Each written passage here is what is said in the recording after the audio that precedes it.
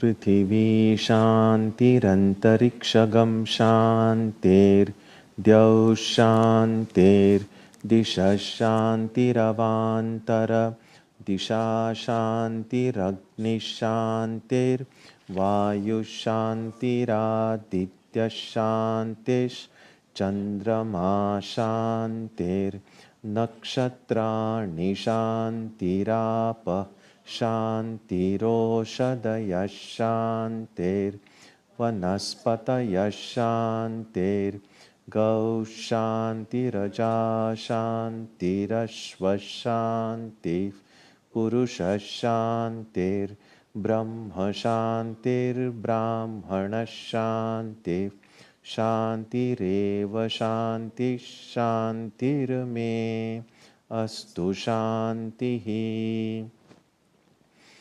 May there be peace on earth and in the sky. May there be peace in the water and in all directions. May there be peace in the plants, in the trees, and in animals. May there be peace in the hearts of all beings. May there be peace in everyone and in everything. Sarvetra sukhinas santu, sarve santu niramayaha. Sarve bhadrani pashyantu ma kaschit dukkha bhag bhavet.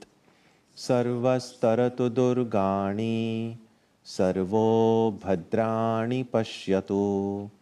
Sarvas sadbuddhimapnotu sarvas sarvatra nandatu. May all be happy and healthy. May all see what is good. And may no one experience misery. May all overcome their obstacles and acquire good tendencies. May people everywhere find joy and fulfillment.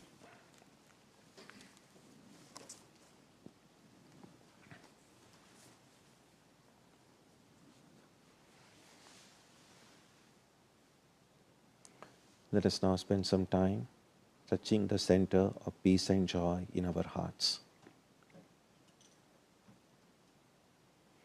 A good way to begin the practice is to withdraw the scattered energies of the mind and bring them to rest on one point. That point can be our own breathing.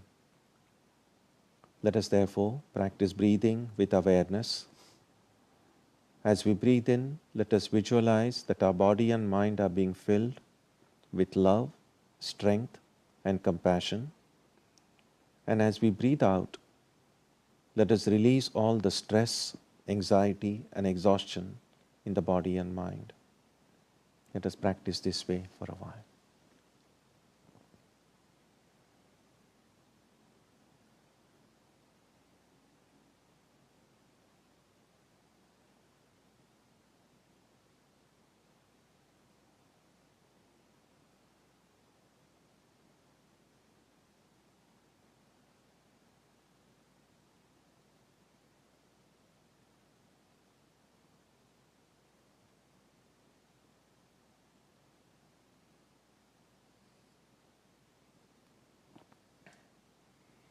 Let us now turn our attention to the region of our heart. Although God is present everywhere and in everyone, the divine presence can be felt most clearly in our own hearts. We can meditate in any way we have been taught. To remain focused, we can take the help of a short mental prayer or a mantra or a divine name. Let us now spend some time dwelling on the presence of God in our hearts.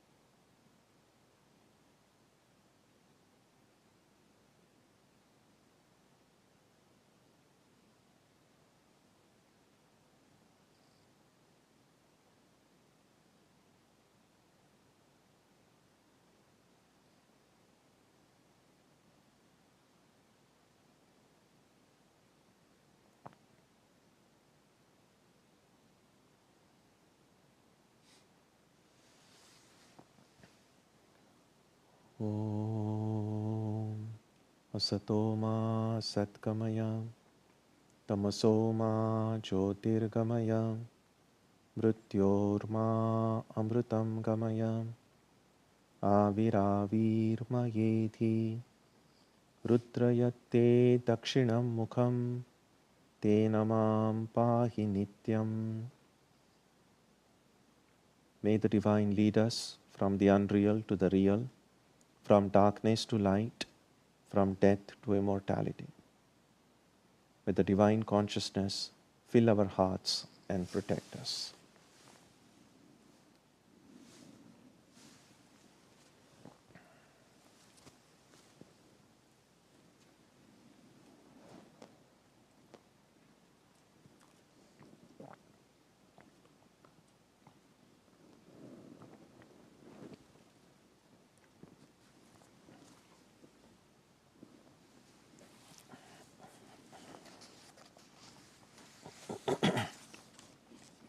We begin today on verse number 45. Sve sve karmanya bhirata samsiddhim labhate naraha svakarma nirata siddhim yatha vindati tachrunu. Devoted to his own duty, a man attains perfection. Listen how one engaged in one's own duty attains perfection. So the earlier sets of verses we saw showed the duties associated with these four basic groupings that existed in the Indian subcontinent of Krishna's time. And more or less similar divisions can be found today in somewhat modified forms in pretty much most societies the world over. So what Krishna points out here is that whatever duty that we are expected to fulfill in our community, any of those duties can take us to spiritual perfection. The point here is that when we speak about the division of labor in society, work as work is sacred. There is no value judgment added to the work in terms of superior work or inferior work.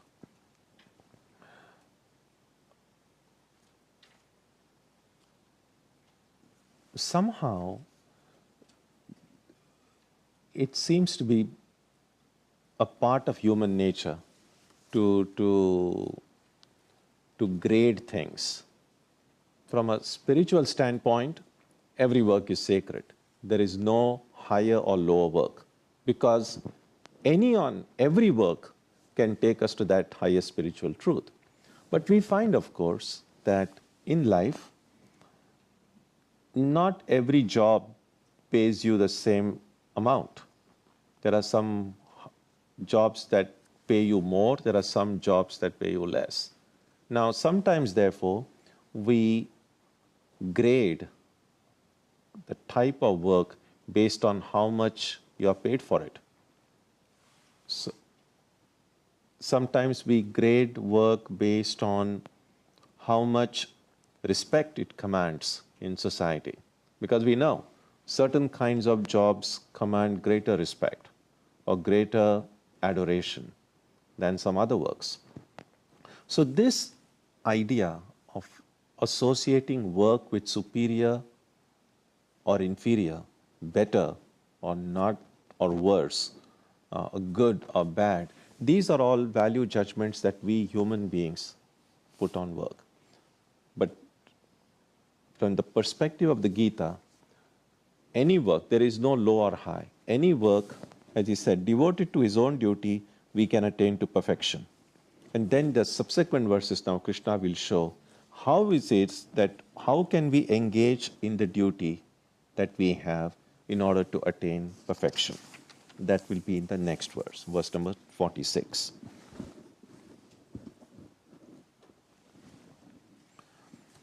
Yata pravrittir bhutanam yena sarvamidam tatam swakarmana tamabhyarcha siddhim vindati manavaha. From whom proceeds the activity of all beings, and by whom all this is pervaded, worshipping him through his own duty, a man attains perfection. Now, when we say that we are doing some work or whatever work,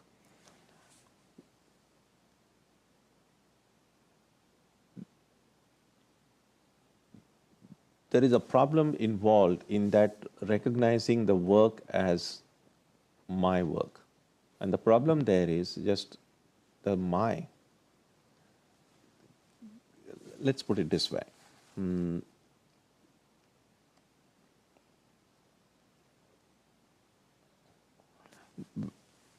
Nowadays, very people use a pen to write, or if you use your computer, whichever instrument you have.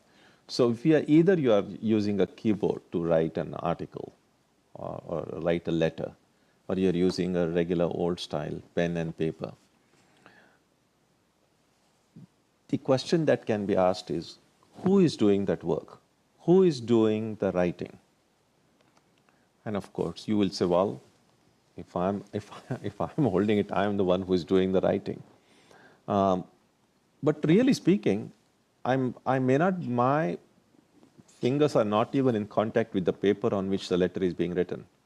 Actually, the writing is actually being done by the pen, or maybe the point of the pen. That's one which is actually writing it. So if you ask the pen, who is doing the work? And if the pen had sufficient ego, and if the pen could speak, the pen will say, well, I'm the one who's writing. So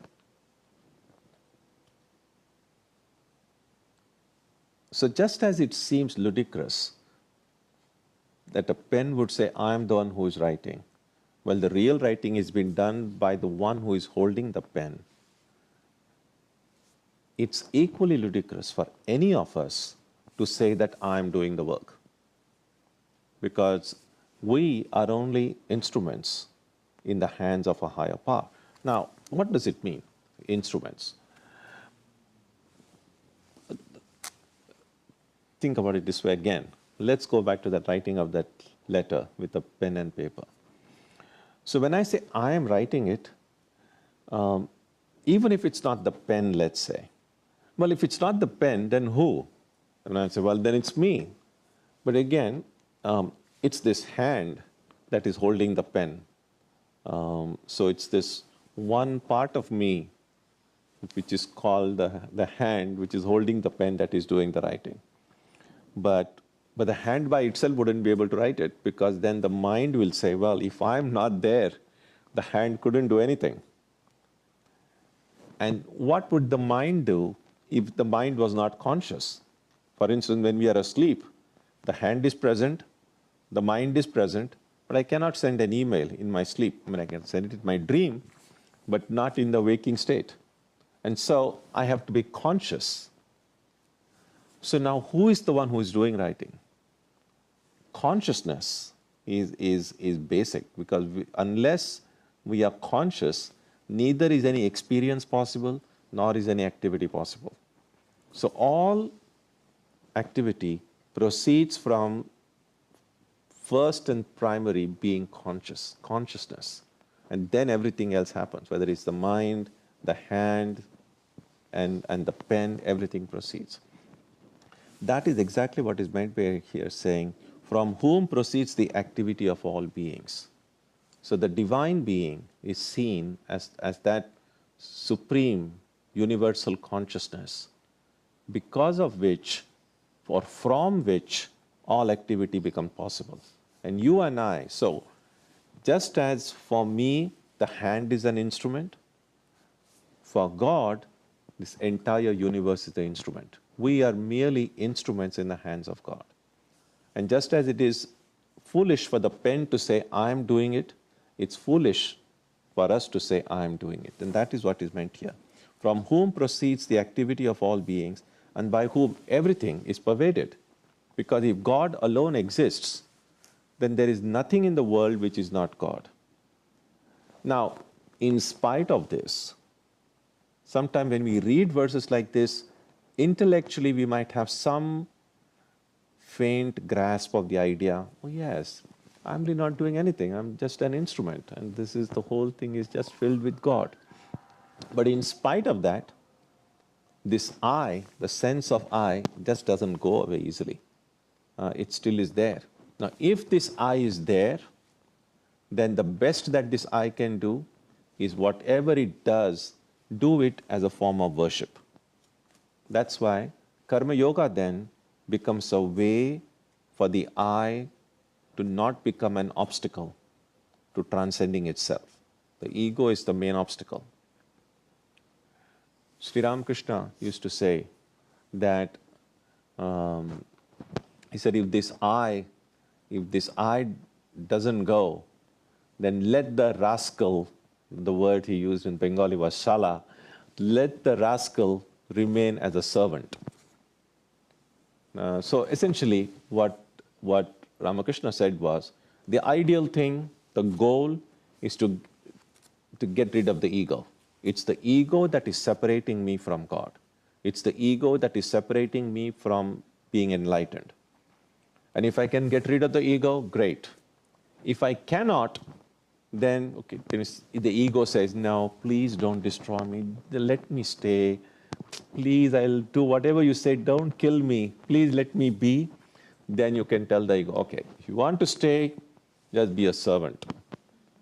Don't try to boss over me. And then that's the idea that, well, which means then, if I'm a servant of the Lord, then the only thing I can do is only serve the Lord, and worship is a form of service. So, as long as I continue to feel this is my work, this is my duty, this is my responsibility, then I should do all of those things in a spirit of worship as a karma yoga.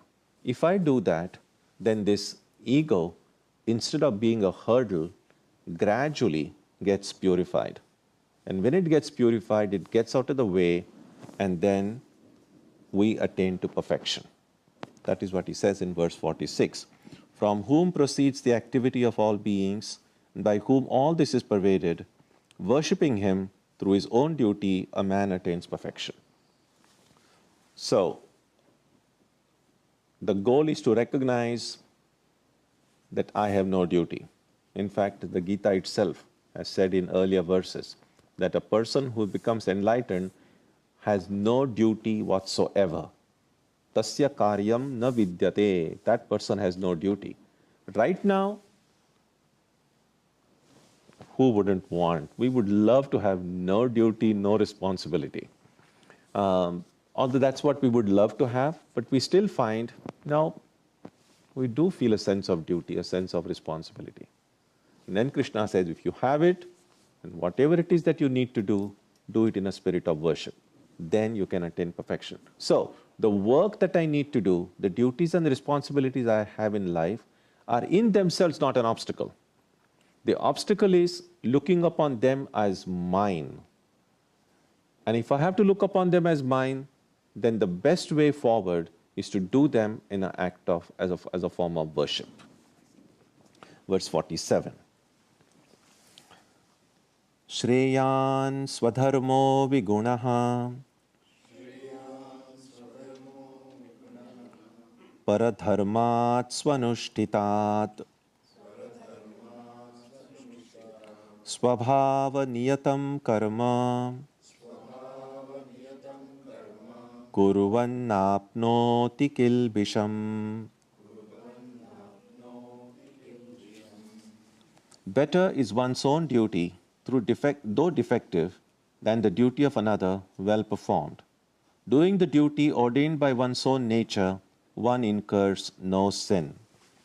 This is an interesting verse and needs a little bit of reflection. First of all, why is even Krishna mentioning this? The immediate purpose is to bring to Arjuna's attention something that Arjuna was doing. We know this is the dialogue between Krishna and Arjuna. So you remember earlier on in the beginning of the second chapter, when Arjuna was the one who said he doesn't want to fight the battle, and then he gives a list of reasons of why he doesn't want to do it. And then he says, instead of going and killing these people, it's better for me to even go and beg, to live with begging my food. What Arjuna was doing there was saying that this duty for which I came of the battlefield. Now, just to refresh our memory, it was not as if Arjuna was blindfolded and brought to the battlefield. It was not as if Arjuna is like, surprise, you have to fight the war. It wasn't like that. Arjuna knew exactly what he was doing. He had gotten ready that morning. He had, before the battle, for days and months, they had prepared for it. They had mobilized the army. So Arjuna knew exactly what he was doing. So it was not a surprise to him. Only after he came, just before the battle was about to begin, then suddenly this apparent wisdom dawned on him, and he said, like, this is terrible. I can't do this. And better than this is that I go and beg my food and live like a mendicant, like a hermit. What Arjuna was really saying, that duty, that work is better than this work that I have before me. And which kind of makes sense. Like, isn't it better to just be a mendicant, to renounce everything, than be here going and slaughtering the people? It just seems like no-brainer. Which is why really Krishna is saying, better to do your own duty, though defective, than the duty of another well performed.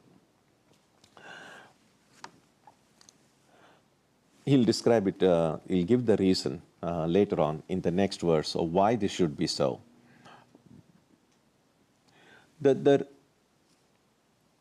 We have seen it at length a couple of weeks ago about the problem in the society of his time. If everyone chose to do what they wanted, the social order would have completely broken down. The societies were insular. Every community needed all of these duties needed to be performed in every duty. You needed someone to defend the society. You needed someone to do the trade and do agriculture, do the priestly function. So, and it wasn't, you couldn't outsource any jobs then. You couldn't get people from outside to do it. And so because of that, it made sense that now you have to do this duty. So pretty much everyone knew what their duty was. And there was no choice. So there was no freedom in the sense in which we understand it, to about what work they needed to do. And today, from our 21st century sensibility, that sounds very oppressive. That people have no freedom to do what they want, not do the kind of work that would bring them fulfillment. And the answer is yes, they had no freedom. And we also know the reason why they had no freedom. But again and again, we need to remind ourselves that the work itself, there was no value judgment added to it. There was no such thing as an inferior or superior work. And as Krishna again and again points out, no matter whatever work you do, your spiritual perfection can be attained through any of the work. So even a soldier going to the battlefield and doing what needs to be done to restore justice, even though that work might involve killing people, that in itself is not any more or less defective than some other work which might just involve going and reading scriptures, for instance. And so there is no higher or lower in it. Now, the challenge before us is this. In the social order of those days, although some people may have grumbled that they have to do the kind of work in which they have no interest, but they had to do it anyway, but at least they knew what they had to do. Now, when the word used here is swadharma, my dharma, my duty, the question before us today is, we no longer live in a world which has the same social categories or the same division of labor as it was. Because times have changed. Nowadays it's easy. Nowadays it's a lot more easier for me to do what I like or what I want, because if the community has a shortage of doctors or engineers, they can get from some other places. Or if I have excess doctors here, I can send them to some other places. So because of this easy mobility, the social situation has changed. And because the social situation has changed, the social groupings will have become more fluid. Well, that problem is solved. The other problem comes up, and that is, what is my duty then? We'll have to find, everyone has to figure out what my duty is. And in some ways, most of us do. We may not be thinking about the Gita when we do that, but when we go to school, when we choose the type of courses we want to study, the classes we want to take, we are already making a choice of what kind of career I'm looking forward to, what kind of work I want to do. So we are already doing it. And then, of course, when you're out in the job market, and then, again, some people have more choices than others, but we are still making a conscious decision. Sometimes there may be factors beyond our control by which, as I said, our choices may be very limited, or we may be forced to do or take up some job in which we don't have particular interest. But when there is choice, we are able to exercise that choice. So we have to figure out, therefore, that based on our own talents, our own interest, and the opportunities available to us, we have to make the best choice that's available within the constraints of the circumstances of our life. Then that would become my dharma. Now, does that mean I have to just stick to it no matter what? That's not what is intended. What is intended is, when Krishna says here that better is one's own duty than the duty of another, that does not preclude my choosing some. Let's say my present job is not giving me any satisfaction. Krishna is not saying, whether you like it or not now, you have made that choice, stick to it all through life. That's not what Krishna is saying. If we want, go and have a career change, do. But then again, whatever change you do in life, that would be your choice. And because it's your choice done out of freedom, it's also your responsibility. You bear the consequences of that choice. If it's a better choice, you reap the joy of it. If it's a worse choice, you have no one but you to blame. So long as we are willing to take responsibility for the choices that we make, we are free to change our career, to change the work that we are doing. But when Krishna says that better is our own duty than the duty of another, what seems to me to become relevant to us today is that while I'm engaged in my work or whatever responsibilities I have, for me then to look at someone else's work and indulge in kind of envy or jealousy, that is not productive. So if I want to do something else, great. But while I'm engaged in doing something, I should not should make sure that I'm not jealous, I'm not envious, because these negative qualities not only take away my own peace and joy, but also affect the quality of the work that I have, quality of the responsibilities that I have to shoulder. And with these, spiritual perfection or enlightenment is out of the question. So we need to figure out a definition of swadharma, of my duty in the changed social order in which we live. So I'm not giving any definitive answer to it. All that I'm saying is that swadharma meant something in Krishna's time. And with the changes in society, we'll have to understand what it means to us today and try to figure out what we learn from this verse. And one of the suggestions I made was that Swadharma, my dharma, and someone else's dharma would be whatever my duties are and whatever my neighbor's duties are. That's fine. They could be different, they could be or same. But for me to allow myself to be overcome by jealousy or anger or envy, that is not productive. That's the important point. There's one other reason why envy and jealousy is pointless from a spiritual standpoint that we find in verse number 48. Sahajam karma kaunteya sadoshamapi na tyajet sarvarambha hi doshena dhumena.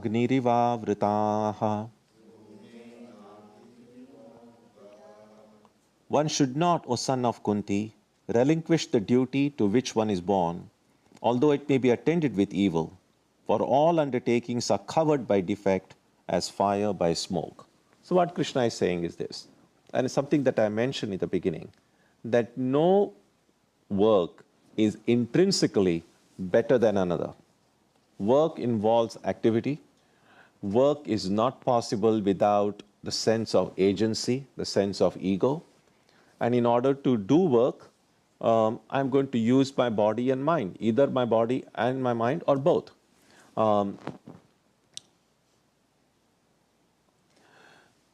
So the fact that any work employs the ego, needs the sense of agency, sees upon the body and mind as the instrument through which I work, every work is equally bad or equally good. The reason being the commonality. There is ego involved. So, the idea is, if the ego is involved, then, and if no work is really perfect, then why do work at all? Why not just not do work? Unfortunately, that's not a choice. We cannot not work. And therefore, we have to see the sense in which the term work is used. Oftentimes when we ask one another, what do you do? What work you do? We usually use the word work in the sense of what's the source of your livelihood, what job you hold, what pays your bills. But when the word work is used here in the Gita, it's not only about the jobs that we hold. It really means any and every kind of activity. And we cannot live without activity. When the activity stops, a person is dead. So if we are alive, then we are doing something or the other. Sometimes if not physically, then we are doing it mentally. That's why sometimes it is said, if a person is if there is someone not doing work at home, and sometimes the elders might, especially some younger member of the family, is just lazy, not doing anything. And sometimes in India, in many Indian languages, it is very common to say, don't just sit there, do something. Sometimes elders will scold. Actually, from the Gita's perspective, doing something is easy. Just sitting there, that's not possible. Because you could be sitting there physically, not doing anything, but your mind can be still, just stuff can be going on, and that's also work. So thinking is work. And every one of us thinks. Although we characterize only some people as thinkers, which might seem as if the other people don't think, which is not true. Every one of us thinks, but only those of us who think in a systematic way, who think there is some discipline in their thinking. Such are the people we call thinkers. Most others, there is a mind and all the ideas are boom, boom, ideas are going crazily, causing a riot inside the mind. And we don't really call it thinking, but there is still activity going on there. And so not doing any work, it's not a choice. And if we have to do some work, then Krishna is saying, do your work. Now, in the today's circumstances, if you have a choice, choose the kind of work that you want to do. But while you're doing it, don't allow yourself to be overcome by envy and jealousy looking at someone else's work, because that work is as much good or bad as yours is. There is no work intrinsically better or inferior. That's the important message that comes from this. And the example he gives here is of fire and smoke. So just as wherever there is fire, there is smoke. Now, that doesn't mean fire is useless. Now, we have to just bear with the smoke or try to get rid of the smoke in some way and use that fire to give us, in olden days, light, but even today, heat. So fire does some useful stuff in spite of the smoke that comes with it. And smoke is not pretty. Unless it's in some distant landscape, then it might look good. But if you're right there, and then it's not fun. Exactly in the same way, while no work is perfect in the sense that there is the ego involved in it. Ego is kind of the smoke. But the work itself has the capacity, done in a proper way, done in the spirit of karma yoga, the work itself can give me enlightenment. The work itself can make me free. That's the message that Krishna gives here. Okay, so I'll stop here. So you have any thoughts, ideas, comments? Yeah.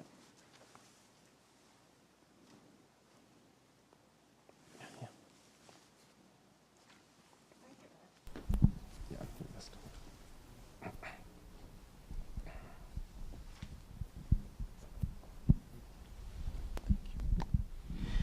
Namaskar, Swamiji. I'm trying to understand the link just conceptually. What is the link between, on one hand, pure consciousness and goodness? Like, why, if, your earlier example about the pen, if consciousness is doing the work, why do we place so much emphasis on goodness? And why, if everything is God, then why overcome evil, addiction, bad tendencies, if consciousness is doing everything? Okay, yeah, good. Good question. So first of all, when I say consciousness is doing everything, that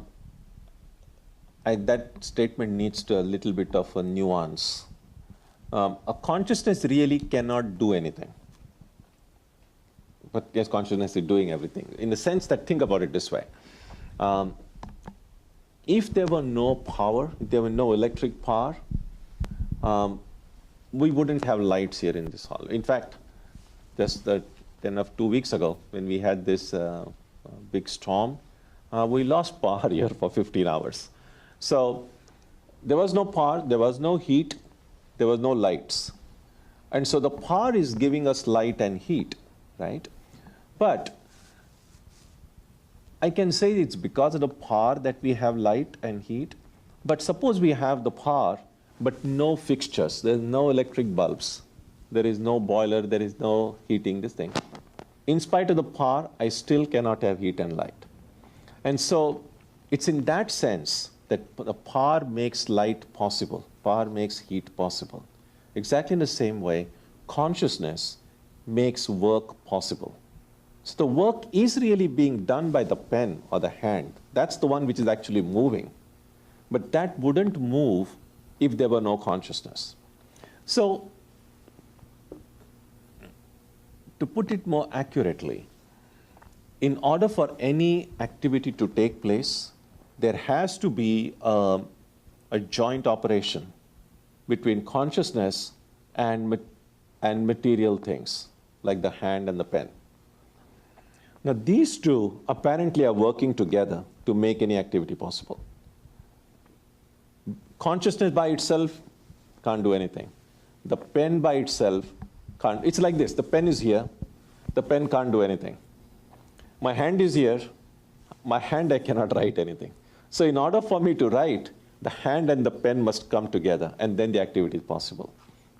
So that's first thing to remember. But of these two, consciousness is what exists. That is kind of gets into a more philosophical thing, but consciousness is, let me put it this way, consciousness is imperishable. Well, everything that is material is perishable. And because it's perishable, it does not have an independent existence, which is why we can say any activity really comes from consciousness. Your second question was about goodness.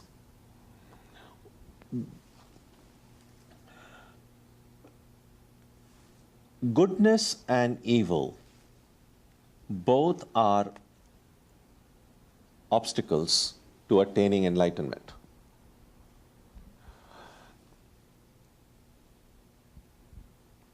As long as I am caught up in either of those two, I cannot be enlightened.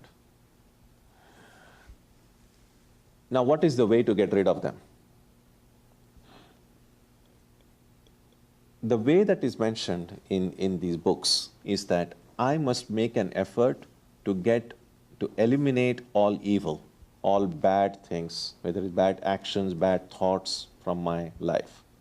So evil must be destroyed, like Krishna, like Arjuna going in the battlefield, just kind of destroy evil. Now, after all evil is destroyed, goodness remains. Now, what do you do with this goodness? At that point, goodness should be transcended. You don't have to destroy goodness, you just transcend goodness. Now, we might say, well, why not then, why destroy evil? Why not just transcend evil also? And the answer is, you cannot transcend evil. Evil cannot be transcended. Evil needs to be destroyed. And goodness can be transcended. And, well, what is the distinction between the two? The distinction is this. Let's say if a person commits some crime, that person has no choice. If that person is caught by the cops, that person has to be punished for it. That person can't say, no, I choose not to accept my imprisonment. No, they say, no, sorry, you have committed a crime, you have to go. But let's say I do something good, and the community recognizes the contribution and decides to give me an award, give me a medal. They can't force the medal on me. I can say, thanks, but no thanks. I don't need your medal. Now, that's the difference between good action and bad action. A bad action's effects or results, you have to face it. You cannot say no to it. But the rewards of good action, you can say no to it. And which is why evil needs to be destroyed. But goodness has that power that you can transcend goodness when you have become good. Again, when there is a lot of evil in me, I cannot transcend my goodness. So I must use the positive parts of my personality to eliminate my weaknesses. And when these positive things remain, I should transcend them because the truth lies beyond both. So in that sense, although we say God is good, the Vedanta's God is not good. That doesn't mean God is bad. It just means Vedanta's good is beyond the polarity of good and bad. So that's the idea. Is that okay? Yeah. Aruna wanted to ask? Thank you, Swami. There's something very simple. So this, when Arjuna is there and we talk about his having this duty of fighting because he's Kshatriya, it's also because he has, it's a many layer of duties, his duty to his family, his duty to the goodness.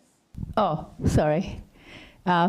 So it's so many different duties he had that has come together that had brought him to that place. So now when he wants to move out of it, he's going to be abandoning so many of these duties. So that's the way I'm seeing it, that it's not just because he's a Kshatriya. Yeah, again, all of the duties are become possible or become operational due to the different identities I have. When I have the identity I'm a son of my parents, then my duties as a son become functional. So all of these different identities, each identity we have creates its own set of duties. And when our dominant identity becomes I am the spirit, a spirit has no duties. And so it just depends on the duties. We select our duties in the sense that by the things and people and places that we get identified with. That's how it is.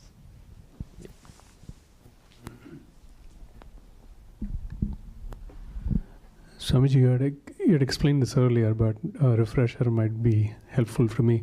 So you said we are really instruments in the hand of God, or something to that effect. But then how do you reconcile that with choice or will? Choice of? Choice or will. So the other part you said, right, if I choose a job and it turns out well, then I reap the benefits. If I choose a job and doesn't turn out well, then I'm going to face the consequences. Mm-hmm. So I'm making a choice there. Yeah. But am I really making that choice? Well, because we are really instruments in the hand of God, and like where does choice and will come in? Yes, it's like this.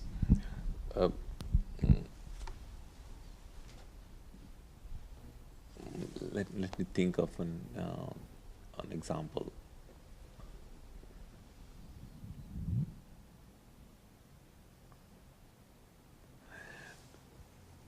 It's the ego, the sense of I, the sense of agency that makes us feel that we do things. If we don't have that sense of agency, then we will then become completely instruments. So it's true, God does everything. That's the reality. But we don't remember it. We remember it conveniently. If something that I don't want to take responsibility for, well, what can I do? God did it. There is one story that Ramakrishna used to tell, and that is that here was this one person who worked hard into the backyard and created a beautiful garden, wonderful garden. Worked very hard, and then there's all these flowers, and it was so beautiful. And so people would come from the neighborhood and appreciate it and say, oh, you have worked so hard, this is great. And this person would say yes, and feel very happy when others appreciated it. One day, he found that a cow had entered into the fence and was eating away all this flower and destroying all the flower bed. And this person was so mad that his hard work is getting, so he just went with a big stick, and in that anger, he just kind of beat that cow so badly that the poor cow just died. And this story is an Indian story, so, and we know that any kind of killing is bad, but a cow is considered so sacred that this person was like, oh my God, now what have I done? I killed a cow. And so before anyone could notice it, he went and hid that cow. There's one bushes there, and he's kind of covered it up so that no one would know that he had killed a cow. And then he was like, great, then no one knows about it.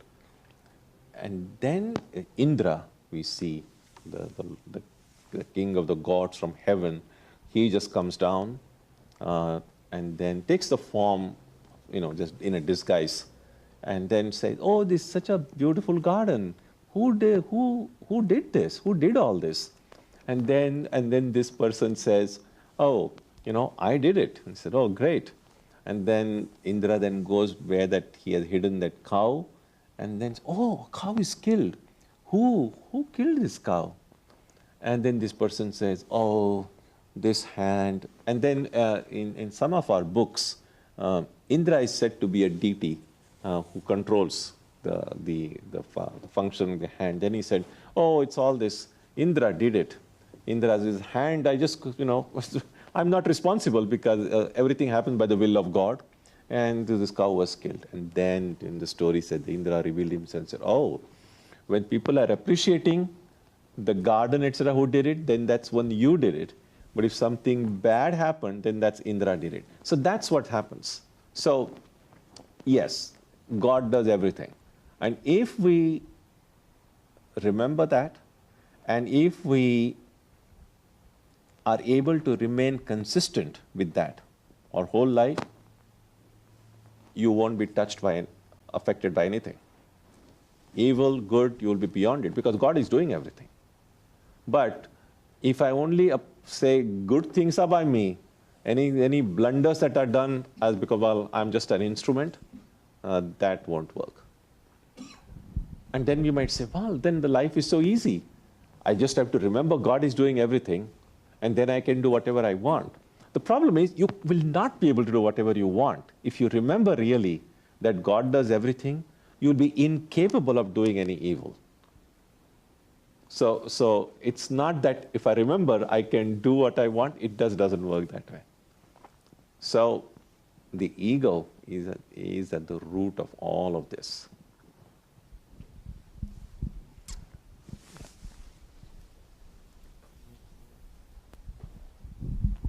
Swamiji, we are talking about duty. So when we have to do some duty, we have resistance to do it because you have to do it. But, I can give my example that when I have to do something, I do not like it. But I do more than that willingly. Is that because our nature is like free will? We like to do.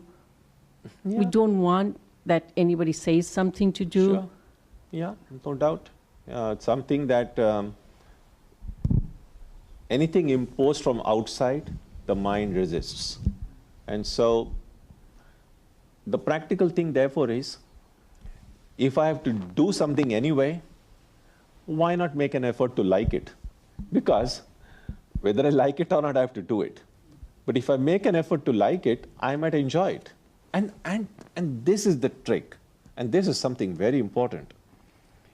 Even if you hate some of the parts of the work that you have to do, if you really make an effort, and it's like a sincere effort, you will find there's something in that work which with little bit of effort you can try to like it. Maybe 90% of it is just terrible, but maybe 10% of it, there may be some positive element in it. Now, it's my choice. Where do I want to look? And if I really don't have any choice to change the work, then it's better to focus on that 10% of the benefit and enjoy the work that I have to do than the 90%. It's like they say, if you don't get what you like, you must like what you get. It's just being practical, because otherwise this pointless. You see, if we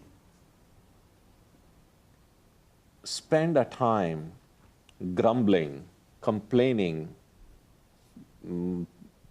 feeling miserable, that time that is spent doing this stuff is still a part of my own life.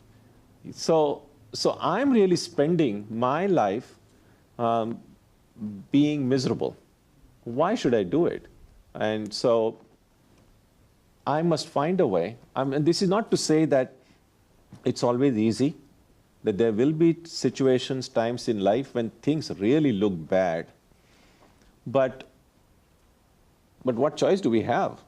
Either, if there is a choice between complaining and grumbling and feeling miserable about it and making things even darker than they are, or even through that, we can try to see something positive. And there are several ways of doing it.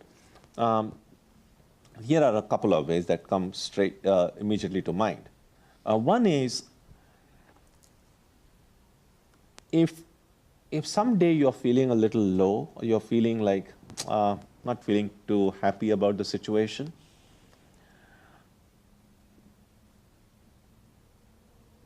read a newspaper or go to the TV news. You will see that there are so many people in so many parts of the world in a much worse shape than you are, that they are facing more infinitely greater challenges than you are. And somehow seeing that other people are suffering more than you are lessens the weight of the burden of your suffering. It just everything is so relative. Everything is so relative. Sometimes we just kind of cocoon ourselves in our own little world and just feel like I'm the one who is like suffering. And just open our eyes and see, oh my God, so many people are suffering. And then compared to that, my own suffering becomes very less. There's another way. And this way is for the really brave and courageous one. And this was actually, Swami Vivekananda said it once. Even think about it this way. Even a person of his stature, remember, he had that highest enlightenment, and then Ramakrishna had said, I'm locking it up because you have a lot of work to do. Vivekananda once said, he said, someone in this world has to suffer. So, among these sacrifices at the altar of the cosmic divine, let me be one of those persons suffering. And if by my suffering, this is based on the premise that there is both joy and suffering in the world, and the quantity is kind of it's a dynamic equilibrium. And so, if I suffer more, someone else is suffering less. So the joy, so by my suffering more, I'm reducing someone else's suffering. And if this way of thinking appeals to you, then even in your suffering, you can have that satisfaction that I am serving the world in some way. As they say, every morsel of food that we put in our mouth is really taken from someone else's mouth. Because there are people, even today, dying of hunger. There are people who don't have sufficient food for a single meal. Now, if we have become aware of that, we will be more responsible in our eating habits. We will not waste food, because how much? 40% of the food among the recent studies, 40% of the food in the United States is wasted. 40%. And there are people dying of hunger. So just as every food that is wasted is directly responsible for someone going hungry, so every bit of suffering I have is taking away someone else's suffering. Is another way of thinking. And as I said, since everyone wants to be happy, this is not something that everyone would want to think. But again, Swami Vivekananda mentioned it, and that's why it needs a little bit of extra courage and a bravery to think this way.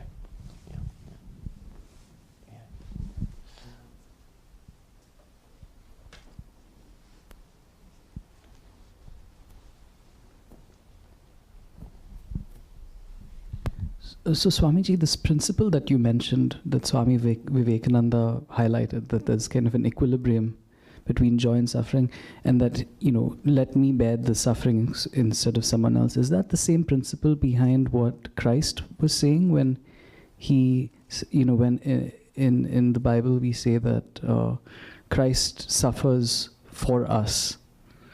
Yeah. Is that the same principle? You could say, yeah, that's this vicarious atonement, that Christ suffered on our behalf. Sure.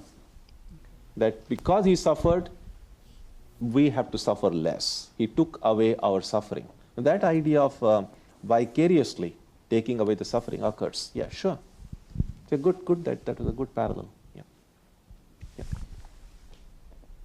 Swamiji, how do we think about the quantum of effort that we should exert while doing our karma or while we're doing our job? So, for instance, I could get away with doing the bare minimum, but yet there would be some level of guilt, and that would create some sanskara. And yet I could be very, very passionate, and that's also a problem. Where's the middle way where No, just find out. Every work requires some amount of effort involved, some amount of engagement of the body, mind, and intellect. And as they give every devil his due, so let whatever a work needs, do it give as much to the work as that work would be carried out in the best way possible, which will bring you enough satisfaction. Because again, shirking our duty, doing the bare minimum, if it brings you satisfaction, that's fine. But if it makes you feel guilty, then you really must be putting a little bit more into it. Yeah. Okay. So we'll stop here today, and then when we meet next week, we will resume on verse number 49.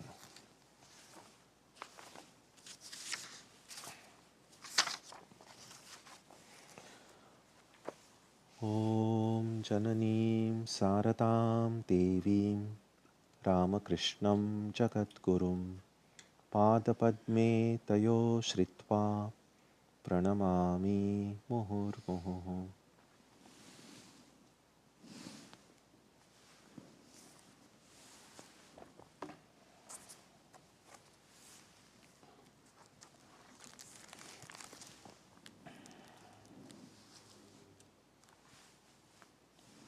For the Sunday satsang, our subject will be this precious moment. Next Wednesday, we'll continue with the study of the Gita, and on Tuesday and Saturday, our Aarti and meditation will also continue as usual. Let's conclude with a prayer on page 3.